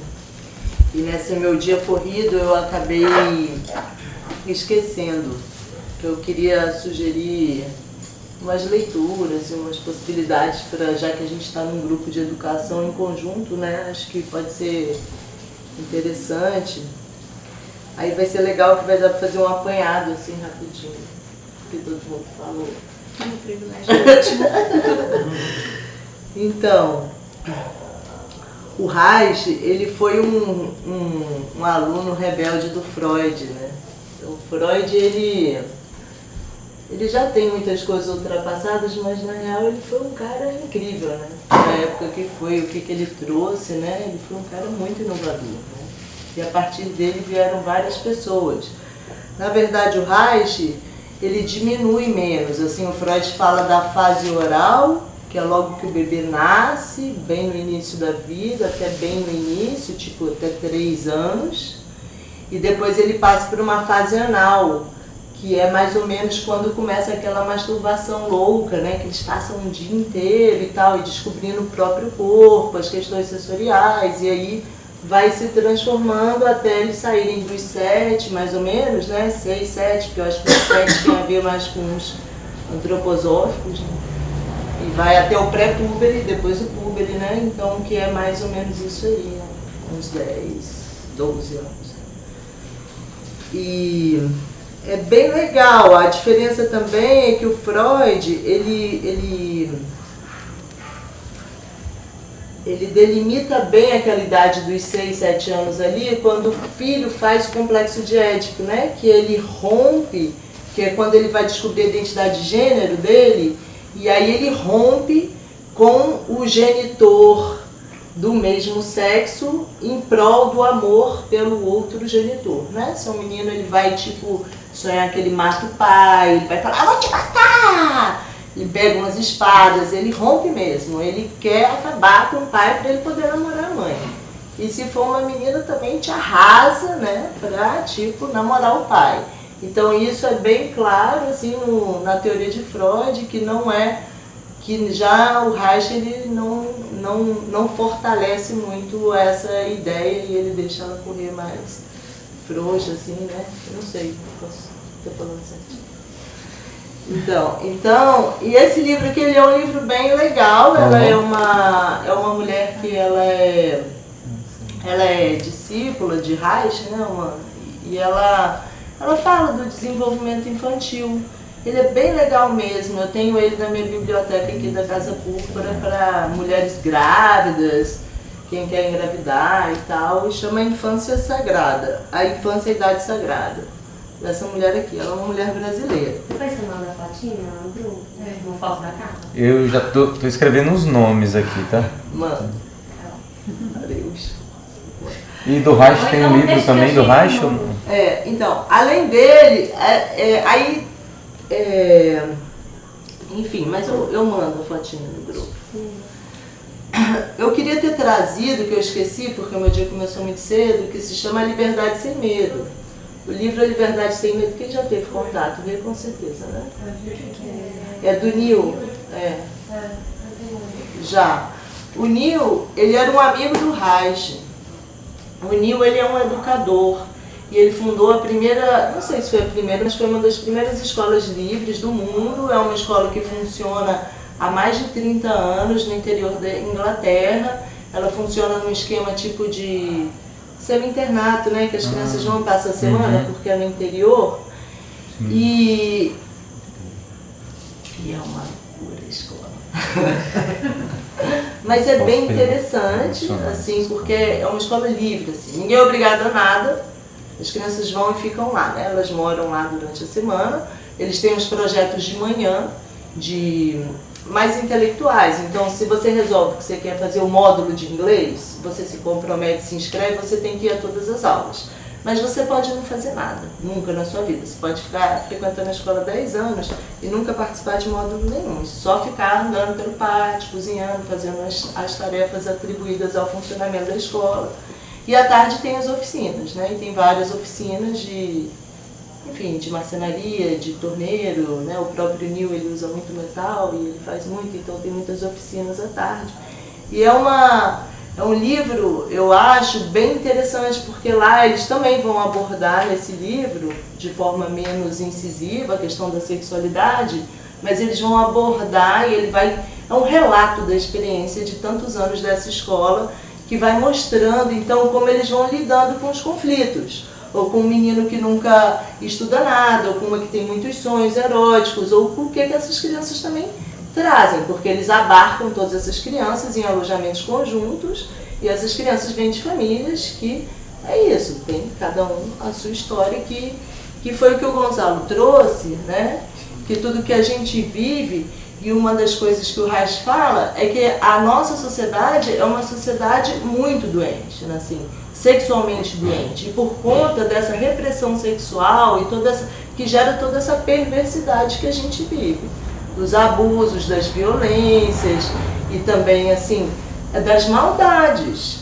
Você bem falou daquele cara que foi eleito, né? Porque é uma galera que acredita naquela coisa que é uma coisa perversa, que é uma coisa impositiva, que é uma coisa pouco reflexiva. Só é que eu lembrei que ele fala um exemplo lá no início, eu acho que não faz tanto tempo na Inglaterra, né, antepassados, colocavam os bebês, eles colocavam uma fralda assim em volta do corpo, você lembra disso? Com as mãos assim, para eles não encostarem nos genitais. Nossa. Então imagina se isso está no nosso código. E para ficar retos. Não, mas bom, a leitura que ele faz, pelo menos é que ele era para isso, porque como dia ele não podia encostar, então fazia fachada. Bom, então eu acho que é um outro livro que eu posso botar o nome e que é um livro que eu acho que já é esgotado e tal. Eu tenho uma xerox e eu posso emprestar. Em selo talvez. Eu tenho uma xerox em português, quem tiver afim. Eu não sei se está em inglês ou em português também. Mas aqui tem uma galera que lê inglês também, né? Eu acho tranquilo. Assim. Aí, beleza. Aí, e eu, coincidentemente, eu comprei uns livros aí ultimamente, que de vez em quando eu surto, compro uns 10 livros e começo a ler, um jogo fora, outros eu me interessa. Aí eu tô lendo esse aqui, olha, que chama Vagina, que é de uma mulher que ela... Eu ainda tô aqui, ó, pra falar a verdade, um terço do livro.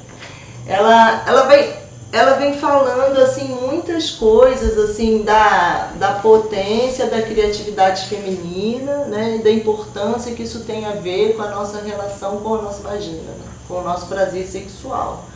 E como isso vem sendo inibido, ou vem sendo maltratado, ou vem sendo coibido ao longo de tantos e tantos e tantos séculos. Essa parte aqui está difícil de passar, porque ela está falando, assim, dos abusos sexuais na guerra, como arma de detonação das mulheres e de detonação dos clãs, porque não é só machucar as mulheres, por exemplo. Os homens poderiam bater, porque eles têm testosterona, eles têm muito mais força física que a gente. Não, eles violentam essas mulheres a ponto até de, muitas vezes, de deformar, né, as vaginas e tal, introduzem... É horrível. Eu tô meio empacada porque tá difícil, mas eu trouxe esse livro porque exatamente o que você falou. Eu acho que o que eu não acho que os filhos são puramente a gente, né? Assim, a nossa carga. É claro que eu acho que eles têm a carga deles, eles têm a experiência de vida deles, mas certamente quanto mais jovens, é igual um bebezinho, né? Se o bebezinho tem questões, você não dá remédio nenhum pro bebezinho, você vai olhar para essa mãe, né? Quanto mais ele vai se desvinculando dessa mãe, entrando pro mundo, mais ele vai ter o caráter pessoal dele. Mas isso é muito importante, então eu me perguntei, né? Eu acho que a gente embute muitas questões sexuais nos nossos filhos que são nossas, que não são deles próprios, né? Que foi o que a Rê abordou aqui, né? E que a Laura falou também. Que para mim é muito natural, assim, quando a criança vem com uma questão, ouvir com total honestidade, responder com plenitude, dentro da idade daquela criança, mas sem mentiras, sem adjetivações, sem bonitinho, pepequinha, sei lá o quezinho, nada. Aí eu falo para os meninos, não, porque o seu pinto, dá para parar de mexer no pinto do meu lado, por favor? Porque às vezes a gente fica na televisão. Aí eles ficam sozinhos, eles ficam lá no boa. Agora, quando eu tô e eles ficam lá no pinto, eu não gosto, tipo, às vezes me incomoda. Eles começa a relar do meu lado, me dá até um certo frisson, às vezes, sei lá, pode até me causar alguma coisa. Pô, dá pra parar de ficar mexendo no pinto do meu lado, por favor? Ai, mas é bom, então vai pra tua cama fazer lá, porque agora eu tô aqui e eu não tô afim de presenciar essa cena. Ela chama de pinto. Quer que chame de quê? Pênis? Para de mexer no seu pênis. Então assim, tipo, né? E eles não, na real, eles não dimensionam muito o que é um nome científico, o que não é, mas é o jeito que a gente conduz a conversa e o tom, né? Que é igual a história do palavrão carioca, né? É o tom, você fala, porra, é muito legal. Você não tá xingando, né? Então é o tom que você dá, não interessa se você vai chamar. Eu evito determinadas palavras, que eu acho realmente muito pesadas, mas de um modo geral, é a gente tratar com muita honestidade. E a gente mesmo ficar incomodada. Por exemplo, o Tomás adora apertar minha bunda. O Tomás, ele... Aí eu olho pra ele e fico assim, porque é muito macia, molinha, Aí às vezes eu tô meio irritada, noutra pegada. Aí eu olho pra ver, né, se ele tá pegando e tem alguma maldade, assim, se tem uma coisa erotizada. Não tem. O pinto não fica duro quando ele pega a minha bunda. Isso é uma parada louca da minha cabeça. Né? Mas eu tento me atentar para ver se... Porque o João, por exemplo, ele já não me pega mais como o Tomás me pega. Por exemplo, porque eu acho que dentro dele já começa a crescer uma coisa erotizada Então ele já me respeita. E, por exemplo, a gente às vezes toma banho todo mundo e deita no colchão e vai ver televisão, e fica todo mundo meio na toalha, depois está todo mundo meio pelado, e aí fica todo mundo numa boa. Só que o Tomás às vezes vem, começa a me pegar, pega no meu peito, né? Que legal, adorava mamar aqui. Tudo bem, mas eu tô no filme, eu não tô aqui, né? Uma boa. Mas é muito difícil, cara, é muito difícil. Eu às vezes fico bolada e falo assim, será que eu sou muito, tipo, deixo muito? Ou será que eu também, se eu falo, não, tira a mão de mim, porque qual é o problema dele querer tocar no corpo da própria mãe? Se ele é uma criança que ainda tem essa necessidade, essa carência, essa necessidade do toque, aonde é que ele vai tocar se não for no meu próprio corpo? Em quem que ele vai tocar? Então, é uma coisa muito difícil, assim, né? Muito da gente se questionar muito, né? Então, eu vim pensando mesmo, que como a gente falou da parte inicial, da gente talvez fazer essa busca, né, da gente, do que cada um recebeu, e aí eu queria sugerir esse livro, barra pesada, mas muito interessante. Muito interessante. Circula os livros pra gente dar uma olhadinha. Fala o nome do autor? Naomi Wolf. Eu já escrevi aqui, só não Porque botei o nome do todas as mulheres deviam ler, mas todos os maridos também. Porque a gente, afinal, no Baobá, a gente é um grupo assim bem careta, inclusive, enquanto isso, né? A gente não tem nenhum casal gay, né? Quase ninguém separado, no máximo vocês são um casal Santia de outro casamento, você... vocês também. Eu tenho. Mas, gente, mas casal separado, casar com outro homem, continuar tendo filhinho monogâmico, isso é muito careta, assim, tipo, muito certinho ainda, assim. Então, aí eu sugiro esse livro para os homens também, porque é interessante para entender, assim, que lugar que passa a sexualidade da mulher e quantas gerações a gente vem carregando, assim, nessa coisa tão reprimida, tão coibida, tão anulada, né? E eu acho que é isso, é uma cura que a gente tem que fazer, assim, muito profunda, e é isso que eu tento fazer, né? Assim, tipo, sempre quando eu sou abordada por esses temas pelos meninos. E às vezes eles perguntam e eu não consigo, aí eu fico muda. Aí eles ficam cobrando. Responde! Peraí, eu preciso pensar um pouco, né? Porque eu preciso mesmo, e eu preciso ser honesta com eles, às vezes, que eu preciso pensar antes de responder o que eles estão me perguntando, né? E tem situações que eu acho muito bonitinhas, no sentido deles estarem bem firmes e cuidados, mas eu sinto que é essa cumplicidade que a gente tem que fazer com os filhos. Porque, por exemplo, eles já circulam pelo Sargi sozinho, né? E o Sargi tem menino pra caramba.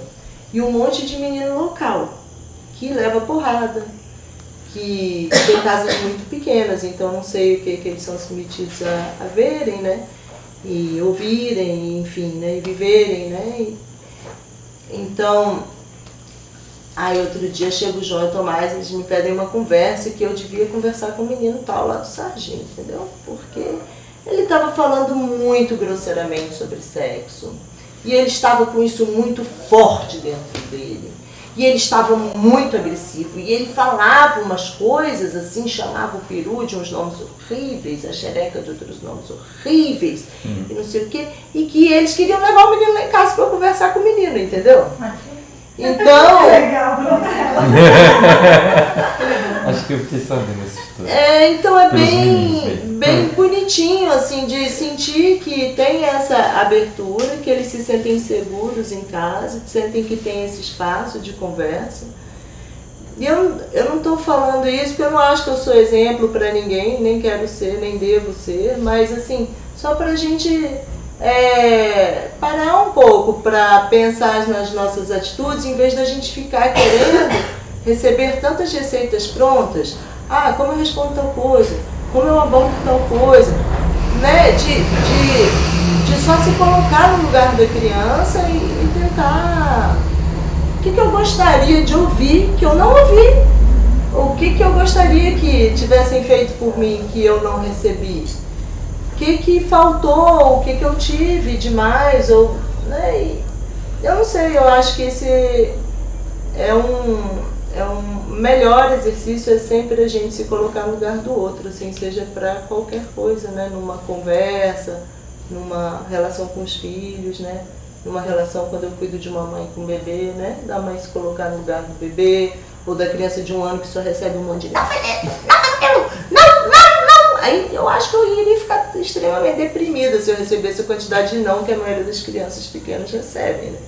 Então, assim, é isso, é sempre se colocar no lugar do outro, assim. Eu penso que esse é o meu recado, assim, porque não adianta, a resposta que eu dou às vezes não cabe na família da Rê, nem na sua, nem na dela, nem na de ninguém, mas às vezes a gente conversando, ou mesmo você pensando, ou se vocês têm dificuldade, poxa, Carla, aconteceu isso, né? O que você sugere? Eu posso dar uma sugestão e você pode até adequar isso à sua realidade, mas, né, não tem uma fórmula, né? Cada família é tão íntimo, né? A sexualidade, ela é tão íntima que é muito difícil a gente ter a fórmula ideal para todo mundo.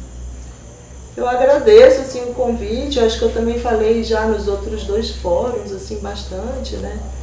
Eu me coloco à disposição, assim, em alguns outros momentos. Eu não sei se eu vou conseguir participar desse próximo fórum, porque sexta-feira é um dia muito difícil, porque o Alexandre fica fora, às vezes o dia inteiro, e essa sexta eu acho que ele vai ficar fora o dia inteiro. Mas, assim, quem quiser conversar, ajudar, e assim, eu acho que, enfim, a gente pode continuar aí nas trocas. É isso. Gente, são 8:55. É porque a gente começou tarde, 7h35. A meia hora do bate-papo, né? Como é que a gente faz? A gente fica mais uns minutinhos? Eu tudo bem, pra mim. Eu acho importante, né, ter um espaço pra gente organizar umas perguntas, alguma coisa que ficou quente no coração de alguém, né? É importante, né? Até 9h30. Eu quero pegar assim, uma carona com o que a Carla acabou de falar, que achei muito lindo, o Tomás pegando o seu bumbum e você olhando nos olhos dele e ver que toda a inocência. Sim. É isso, gente, é por aí, né? Se a gente escuta eles falando, fazendo alguma coisa, olha nos olhos da sua criança, assim, tem inocência, se não tem aquela... Vai sentir na hora se tem distorção. O pior disso é ele falar que a minha bunda é boa porque é mole. Isso que é triste. De resto tá tudo bem. Até aqui a inocência, né? Então é isso. Se fica atento e olha para qualquer cena, vai sentir e vai ver se ela é inocente ou se lá entrou alguma coisa distorcida. Vai sentir. A única coisa que precisa ter é presença, é dedicação, é amor, é presença, né? Conhecer a sua criança. E a estar abertura, eu acho, né? A abertura interna para poder olhar as nossas coisas, nossas dificuldades e tudo, e não projetar, né? E observar o que de fato é, não o que a gente tem medo, né? Ou noia, ou... Porque a tendência é a repetição, né? Que ele sim, fala. Exatamente. Uma coisa interessante é quando tenho dificuldade de estar presente, porque não todos têm a possibilidade de estar presente com seus filhos, né? Creo que mais de um aqui tem essa dificuldade. Então, interna ou externa? não, disso que está falando Laura, que claro, é isso, né? É só dedicação, amor, presença, é isso só. Mas a maior parte do tempo passamos não presentes. Então, e essa limitação, essa distorção, né, de não poder estar presente, eu acho que está um passo antes de poder olhar para mim, entendeu? Ou seja, há que trabalhar-se para poder estar presente, porque se não posso estar presente porque hay algo que me está bloqueando. Porque é isso, sim, é maravilhoso a ideia de estar presentes, mas muitas vezes não conseguimos estar presentes, nem olhar para os olhos de nossos filhos. E eu, quando houve outro fórum, é isso, cara, é tipo, é isso, é tão simples como isso. E isso é o que hace que uma criança fique desprovista de recursos a la hora de relacionarse sexualmente. A falta de presença dos pais. Não é outra coisa. Depois pode ter esses seus tons, seus cores, depende do pai, a história, isso que falamos, né? A história. Não é a mesma uma pessoa que tem ancestros que passaram pela guerra que uma pessoa que não tem ancestros que passaram pela guerra. Não vai ver a guerra da mesma maneira que a pessoa que tem ancestros que passaram pela guerra. Isso é assim. E não é o mesmo uma pessoa que viveu abusos, ou seja, nem sequer a criança. Uma criança que tem pais que viveram abusos não vai viver a sexualidade como uma criança que não teve pais que passaram por abusos. Por isso é tão importante ir a buscar as histórias individuales de cada um, porque isso é o que está dando lugar a lo que a criança está manifestando.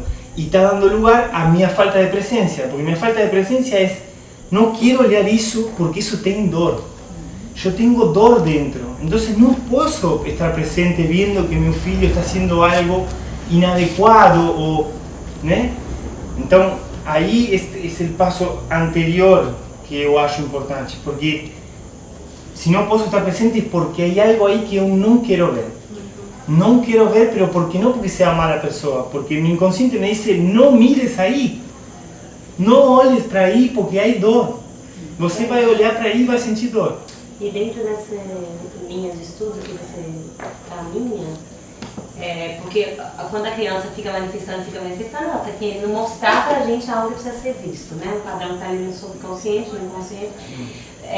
Só de se dar conta, de olhar, já reconfigura e já resolve? Às vezes, só o fato de tomar consciência de que está repitiendo um padrão tuyo, el solo hecho de que esa información inconsciente se linka con el consciente, puede acontecer que mude mucho, que tipo milagrosamente de un día para otro, tipo no faz más eso que hacía durante años, meses, días, tá? Mas pode ser que sea algo más profundo, que hay que ir a buscarlo, y hay que ir a encontrarse con esa crianza por debajo de los 5 años, que fue así. Y você conhece sobre que, o sea, todos tenemos una crianza interna, ¿no? Todo el mundo sabe. De los 5 para abajo está la crianza ferida. La crianza ferida está en esa falla, está de los 7 para abajo, los 5 para abajo. Ahí en general se encuentran los conflictos fuertes que van a programar la vida de una persona. ¿Tá? Lo que viviste en esa falla te programa para el resto de tu vida. Entonces, probablemente, si estoy viendo algo y tomo conciencia y ainda continúa el padrón, es porque hay algo que todavía no conseguí olhar y llorar, porque es una dor. Lo que está ahí atrás es una crianza que sufrió. ¿né? Es una crianza que fue abusada o que fue maltratada o que pasó algo que no consiguió lidiar con esa emoción quedó guardada y yo creé mi vida en relación a esa emoción guardada. Faço todo para no encontrarme con esa emoción. Entonces si mi filho me lembra esa emoción, inconscientemente voy a intentar de no ver eso, voy a intentar de abafar eso o de darle un recurso, supuesto recurso, para melhorar a situação que não la va a melhorar. E por isso eu falava de que às vezes ayudar parece que estoy ayudando y no estoy ayudando. Parece que estoy protegiendo y no estoy protegiendo. Estoy abafando, inconscientemente estoy abafando, estoy no queriendo entrar en esa zona de dolor. Hay una zona de dolor que tu hijo te está mostrando que me resisto a verla. La actitud adulta emocional sería, cara, eso ahí está en algún lugar mío. Esa sería la actitud adulta emocional. La actitud inmadura seria nossa, deve ser a nossa deve ser, atitude. Quando a gente olha aquela coisa horrível no Exacto. filho, é falar, no decir, no, es la culpa de Bolsonaro. No, es la culpa de, claro, porque es así, es la culpa de Bolsonaro, es la culpa de la revista, es la culpa de la media, es la culpa de parará, y cada vez más longe. Y yo me voy afastando de la solución, porque cada vez está más lejos, tengo que ir a ver al director de la revista no sé qué, y decirle, cara, llega de poner pornografía en la revista. ¿Cómo encuentro al director de la revista no sé qué? Sí, voy a hacer una campaña, está bon, no digo que sea ruim, pero lo más próximo y lo más lógico es decir, espera aí, se meu filho está manifestando eso, algo de eso tiene que estar en mí. Onde tem pornografia dentro de mim. Totalmente. ¿Cómo me relaciono con mi compañera? ¿De qué manera tengo sexo con mi compañera? Gente, seamos honestos. Eso es lo que también hablo de honestidad. Para mim foi muito claro quando eu enxergo em Santiago a mudança que ele tem, não só sobre sexualidade, mas sobre comportamento mesmo, que a influência, eu vejo que não é só minha ou da Valéria, mas de todo mundo que convive com ele no dia a dia, né? Eu vejo que cada chegada de uma pessoa nova na fazenda, ou na escola, ou no convívio social, ou quando a gente muda daqui para um lugar para passar algum tempo, isso reflete na hora no comportamento dele, né? Total. Então eu concordo que tem muita coisa que é da gente mesmo, que reflete no filho, Sim. mas eu acho que também tem todo o entorno que acaba influenciando também. Então, Isso faz parte da busca dele de definir a própria identidade ainda. Então, por muito tempo ainda ele vai se deixar influenciado de várias coisas até que ele descobre a própria voz interior. E o nosso papel é de sempre ajudar e incentivar as crianças sempre de ouvir e seguir essa voz interior. Então, como a Renata falou, se a criança fala, não, mas eu não quero dormir agora, eu quero brincar, e você fala, não, você está cansado, tem que dormir, você negou aquela voz interior. Você colocou outra... Não precisa dormir, naquela hora. Mas não precisa dizer que ela não está com sono. Sim. Que ela está com sono. Se ela não quer comer porque não está com fome, você fala, não, mas está meio-dia, você tem que comer, você tem fome. Você anulou aquela criança, anulou o poder dela. Então, de novo, essas são sempre pequenas e pequenas coisas que estamos fazendo sempre, gente. Sempre. Eu vou coordenar então, só para dar tempo. Para circular a fala também, né? O Otávio que vai falar. Eu queria só fazer uma colocação. Eu tenho uma formação em uma terapia chamada Theta Healing, que eu não tenho trabalhado muito com isso, a não ser pela internet. Acho que você também é Theta Healer, né? Então, pois é. E no histórico de atendimentos, assim, para mim a coisa mais forte que eu aprendi com o Theta Healing dando atendimentos foi perceber que praticamente 100% das pessoas que eu atendia tinham sofrido abuso, né? Algum tipo de abuso, sexual, violência, psicológico, enfim. Bom, os diversos tipos, né, de abuso. E esses abusos na infância, né, eles trazem reflexos muito fortes, presentes no nosso dia a dia. É isso. Acho que não é o componente, não é 100%, porque tem esse fator da criança estar experimentando a realidade que ela vive, né, e se compondo como ser humano a partir do meio que vive e da carga que recebeu, né? E no Theta tem aquela cura da criança, né, interior, que é muito forte, é um chororô danado, assim. Que é quando a gente reconhece um abuso dentro da gente, que a gente lembra, consegue olhar para ele na infância, a gente olhar para essa criança, se retirar, olhar para essa criança como se fosse outra, chamar ela pelo nome dela, que é o seu mesmo, e dizer, olha, eu te reverencio, te perdoo, te agradeço por você ter vivido isso, para que eu seja aquilo que eu sou hoje. Eu acho que isso faz pro adulto, que é assim, é isso, né? Quando você traz para a consciência e você agradece a criança por ter passado por aquilo, a criança que foi você, olha, consegue olhar para ela e agradecer, olha, muito obrigado por ter vivido isso por mim, né? Como se fosse outra pessoa, mas é bem forte isso, assim, propondo como exercício pessoal. Enfim. Eu acho que queria só acrescentar com isso que se trata disso, de poder desprogramar as lembranças traumáticas. E hay distintas ferramentas, Theta Healing, e hay várias ferramentas para trabalhar sobre isso. Pero hay uma coisa que para mim é bem importante e faz uma grande diferença, é que a gente não carrega com coisas. A gente, graças a tudo o que vivimos, como nossos ancestros, a história, a gente está aqui, tanto o bom ou o ruim fez que a gente esteja aqui. Então, para mim, não é uma carga. A gente, quando sai da fonte, escolhe vir a transitar essa experiência. Então, não é uma carga. Eu queria falar isso. E outra coisa que eu queria deixar claro é que o entorno que está vivendo meu filho está sendo criado por mim. Essa é minha perspectiva. Eu não sou ajeno à realidade de meu filho. As pessoas com as que meu filho interactúa, las estou colocando eu de maneira inconsciente. É mais profundo. Se pode falar muito disso, mas está comprovado isso, não é uma coisa que eu estou inventando. Né? A realidade toda, meu corpo não termina aqui, termina onde termina meu universo. O sea, hasta onde chega minha mente, isso é meu corpo. Né? Então, todo o que está viviendo meu filho, com quem está falando, com quem não está falando, com que revista, la estou criando eu. Como lo criei a ele, estou criando tudo o que ele vive. Então, sim, a partir dos 10 anos, por aí, já cria uma própria campo onde não fica tão afetado pelas emoções dos pais e mães. Isso está comprovado também. Chega uma determinada idade que a criança já desenvolve um próprio campo de proteção, onde já não fica tão influenciado pelas emoções do pai e da mãe. Mas hasta os 7 está dentro, ou seja, todo o que vive papai e mamãe, a criança lo está vivendo, todo, pero todo é todo.